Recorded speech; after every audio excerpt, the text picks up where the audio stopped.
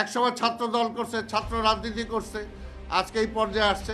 গত 17টা বছর দেখেন যে প্রত্যেকটা সাপ্লাই লাইন থাকে, রাজনীতি সাপ্লাই লাইন, যে ছাত্র রাজনীতি, যে বিশ্ববিদ্যালয়গুলো, যে বিশ্ববিদ্যালয়ে ওনারা অধ্যাপনা করেন, কোনো বিশ্ববিদ্যালয়ে কোনো ছাত্র রাজনীতি করতে দিয়েছে? কোনো রাজনৈতিক ছাত্র নেতৃত্ব বের হয়ে আসছে? আমরা ভালো মন্দ যাই বলি না কেন, নূর বারবার মার খাইতে খাইতে একটা জায়গায় আসছে। দেখেন আর কয়জন আসছে, আর কয়জন আসছে? নাজিমুদ্দিন আলম 90-এর সেই প্রোডাক্ট, আজকে আমান সহ আজকে যে কয়জন ছিল, তারপরে পরে কোথায়?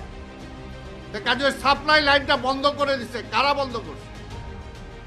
যাতে রাজনীতিবিদ যাতে ম্যাচুর না হতে পারে, রাজনীতিতে যাতে ভাবনা না আসতে পারে।